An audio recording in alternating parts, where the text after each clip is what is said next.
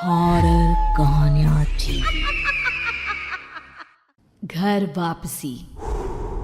पूरे 10 साल के बाद महेश शर्मा अपनी पत्नी रेखा और बेटे अमित के साथ यूएसए से इंडिया वापस लौट कर आए थे। पिछले 10 साल में उनका एक बार भी इंडिया आना नहीं हुआ था, इसलिए इतने बरसों के बाद अपने घर वापस लौट कर आने के कारण वे सब बहुत खुश थे। महेश ने पहले ही अपने नौकर से कहकर अपना पुराना घर साफ करवा लिया था। अब वो तीनों अपने घर पहुंचते हैं। कुछ भी कहो, अपने देश में लौटने की फीलिंग्स अलग ही होती है। क्यों रेखा, ठीक कहा ना मैंने? बिल्कुल ठीक कहते हैं आप। 10 साल कब निकल गए पता ही नहीं चला। 10 साल का था अमित जब हम यहाँ से विदेश गए थे।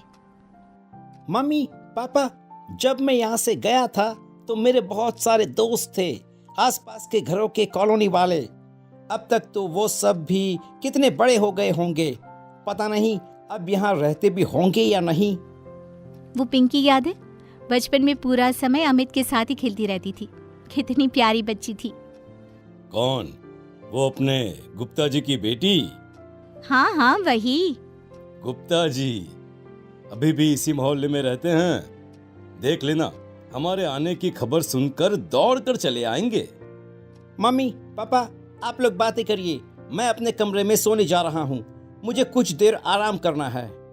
अमित अपने कमरे में जाता है और आराम से बेड पर लेट जाता है, लेकिन जैसे ही उसने अपनी आंखें बंद की उसे लगा कि कमरे की खिड़की के बाहर से किसी ने उसे आवाज दी। अमित, तुम लौट आए? मैं कब से तुम्हारा इंतजार कर रही थी। कौन है वहाँ पर? अगर कोई है तो प्लीज अंदर आ जाओ। अंदर आकर बात करते हैं ना। इस तरह खिड़की के बाहर से बोलने की क्या जरूरत है? लेकिन मैं तो यहीं रहती हूँ, तुम्हारे कमरे की खिड़की के बाहर, और मैं अंदर नहीं आ सकती। अरे बड़ी अजीब बात है, अंदर क्यों नहीं आ सकती? वैसे तुम हो कौन? अमित के इतना पूछते ही अचानक आवाज आना बंद हो जाता है। लगता है कि कोई मजाक करने की कोशिश कर रहा है। बाद में देखता हूँ। अब अमित एक बार फिर अपनी आंखें बंद करके सोने की कोशिश करता है, लेकिन इस बार जैसे ही वो आंखें बंद कर सोने के लिए दूसरी तरफ करवट पलटता है तो उसे एक छोटी बच्ची बाजू के बेड पर लेटी दिखती है, जिसे देखकर वो घबरा कर उठ जाता है। कौन है? कौन है? कोई है? क्या हो गया है मुझे? अचानक से छोटी बच्ची क्यों नजर आ रही थी मुझे? लगता है ज्यादा ही थक गया हूं मैं। थोड़ी देर के बाद अमित गहरी नींद में सो जाता है। अगली सुबह जब अमित सोकर उठता है और अपने कमरे से बाहर आता है तो अमित को देखकर महेश और रेखा के होश उड़ जाते हैं। ये क्या बचपना है अमित? ये तुमने अपना हुलिया कैसा बनाया हुआ है? पागल हो गए हो क्या? आज से पहले तो बेटा तुमने कभी ऐसी कोई हरकत नहीं की। अमित, तुम कोई दूध पीते बच्चे नहीं हो, 20 साल के जवान लड़के हो, और ये किस तरह का मजाक है? मम्मी पापा, अब गुस्सा क्यों हो रहे हो? मैंने क्या किया है? अभी अभी तो नींद से उठकर आपके सामने आया हूँ और आप भी मेरे ऊपर गुस्सा कर रहे हो। क्या हुआ? रेखा अपनी जगह से उठती है और एक छोटा सा आईना लाकर अमित की आंखों के सामने लगाती है। ये देखो, तुमने अपने सर पर रंग बिरंगी रबड़ लगाकर 2 चुटिया बनाई हुई है और हेयर बैंड लगाया हुआ है और आंखों में काजल। पागल हो गए हो क्या? तुम्हारी तबीयत तो ठीक है ना? अमित ने घबराकर अपने बालों से वो रबर बैंड निकाल दिया, हेयर बैंड भी फेंक दिया। मम्मी पापा, मैं सच कह रहा हूँ, मुझे इसके बारे में कुछ भी नहीं पता। यह सब किसने किया है? आप बताइए। क्या मेरा बचपन का कोई दोस्त आया था जिसने नींद में मेरे साथ ये सब किया हो? ऐसा कुछ नहीं हुआ अमित, अभी तो सुबह हुई है। कोई नहीं आया था बेटा, हम सच कह रहे हैं। किसी ने तुम्हारे साथ मजाक नहीं किया है, लेकिन तुमने ऐसा क्यों किया, तुम बताओगे?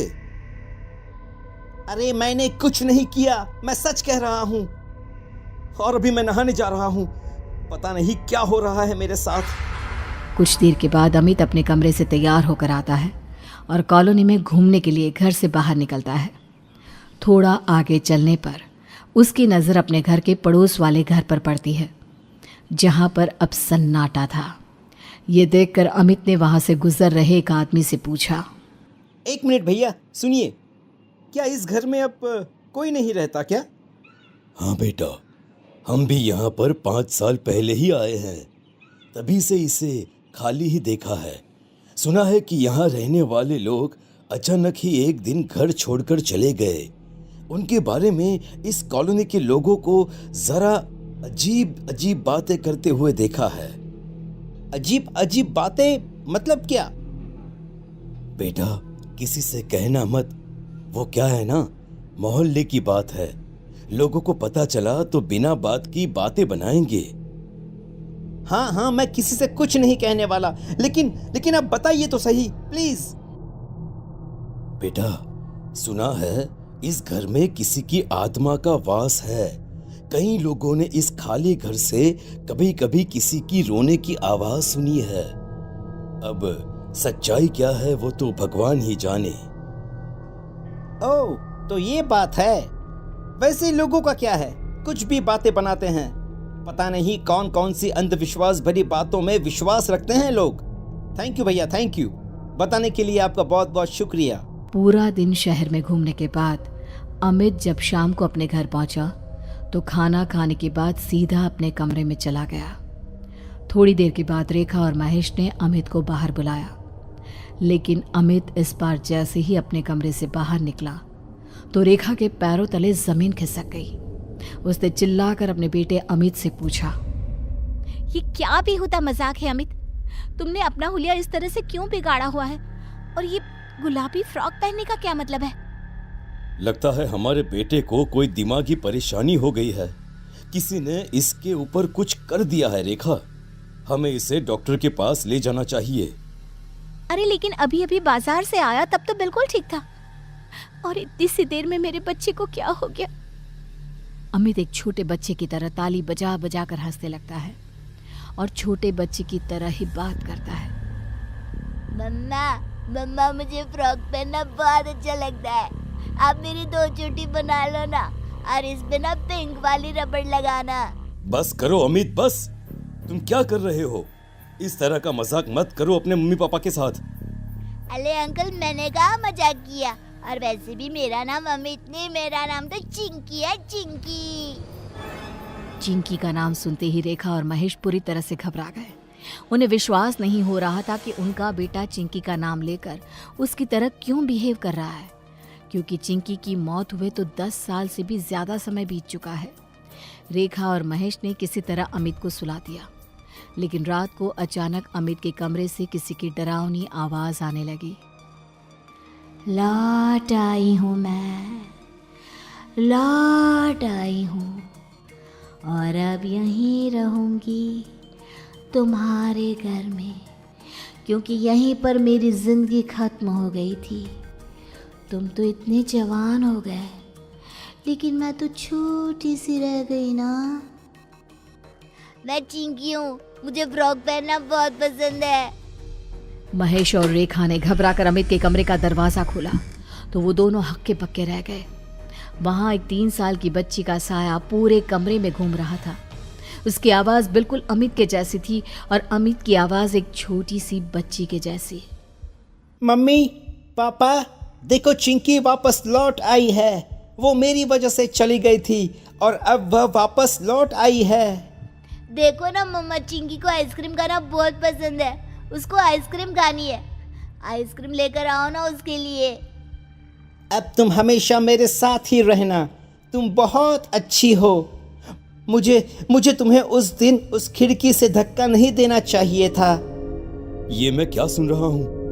आज से 10 साल पहले हमारे बेटे ने छोटी सी बच्ची चिंकी को धक्का दे दिया था। मुझे भी यही लग रहा है महेश, और शायद इसी वजह से उस बच्ची की आत्मा आज भी यहीं रहती है। इससे पहले कि रेखा और महेश कुछ करते, अमित बड़े ही अजीब ढंग से चलता हुआ घर से बाहर निकला और सीधा बाजू वाले खाली घर में चला गया। रेखा और महेश भी उसके पीछे पीछे गए। जहां पहुंचकर उन्होंने देखा कि वहां टूटे फूटे आधे जले हुए खिलौने पड़े हुए हैं। वहां पहुंचने के बाद अमित बड़े ही अजीब ढंग से घर के ठीक बीचों बीच जाकर बैठ गया, और तभी वहां पर 3 साल की छोटी सी चिंकी महेश, रेखा और अमित को नजर आने लगी। अगर आपका बेटा उस दिन मुझे अकेले छोड़कर नहीं जाता तो मैं कभी नहीं मरती। मेरी मम्मी तो मुझे अमित के पास ये कहकर छोड़कर गई थी कि वो थोड़ी देर मेरा ध्यान रख लेगा, लेकिन उसने मुझे खिड़की के पास अकेला छोड़ दिया और मैं गिर गई। मेरे बच्चे को छोड़ दो बेटा, उससे बहुत बड़ी गलती हुई है, लेकिन तब वो नादान था, ना समझता, इसलिए तुम्हारा ध्यान नहीं रख पाया। अगर अनजाने में अमित से गलती हुई होती तो मैं उसे माफ कर देती, लेकिन जानती है आंटी, इसने मुझे जानबूझकर खिड़की से धक्का दिया था ताकि इसे मेरा ख्याल ना रखना पड़े और ये अपने दोस्तों के साथ जाकर खेल सके।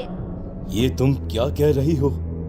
अगर ये सच है तो फिर यही सच है, और आज के बाद से मैं हमेशा अमित के शरीर में रहूंगी, और जब मेरा मन करेगा तब बाहर आऊंगी।